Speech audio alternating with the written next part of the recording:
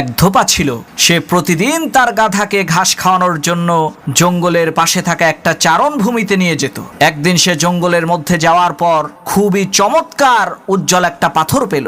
এরপর সেই পাথরটাকে নিয়ে এসে সেটাকে মালা বানিয়ে ওই গাধার গলায় পরিয়ে দিল। সেই ধোপা আবার প্রতিদিন ওই গাধাকে গোসল করিয়ে দিত। ওই সুন্দর পাথরটা দিয়ে গাধার পুরো শরীর ঘষে পরিষ্কার করত।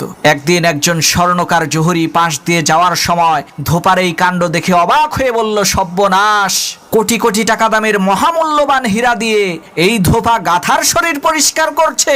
স্বর্ণকার জহুরি তো বুঝতে পেরেছে এই ধোপা তো জানেই না যে তার হাতে কোটি কোটি টাকা দামের হীরা রয়েছে।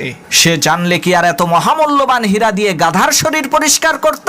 তখন ওই স্বর্ণকার জহুরি বুদ্ধি করে তৎক্ষণাৎ ওই ধোপাকে বলল, ভাই, তোমার হাতের ওই পাথরটা আমার কাছে বিক্রি করে ফেলো।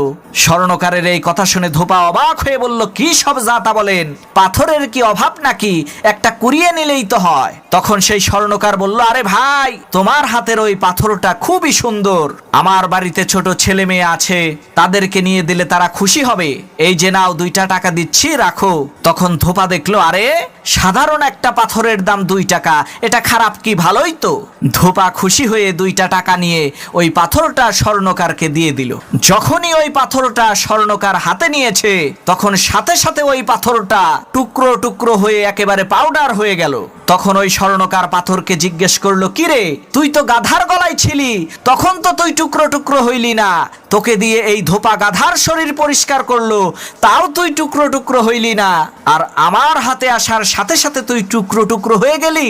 তখন ওই হীরার মধ্য থেকে আওয়াজ আসলো, আরে আহাম্মক স্বর্ণকার জহুরি, আমার মূল্য যে কত সেটা তো এই ধোপা জানে না, যার কারণে সে আমাকে যেইভাবে রেখেছে সেইভাবে আমি খুশি ছিলাম, কিন্তু তুই তো আমার মূল্য জানতি, তুই জেনে শুনে কিভাবে মাত্র 2টা টাকা আমার মূল্য নির্ধারণ করলি, এজন্যই তো আমি টুকরো টুকরো হয়ে গেছি। প্রিয় ভাই সব, ঠিক একইভাবে হাসরের ময়দানে আল্লাহর কোরআন আলেম ওলামাদের বিরুদ্ধে সাক্ষী দেবে।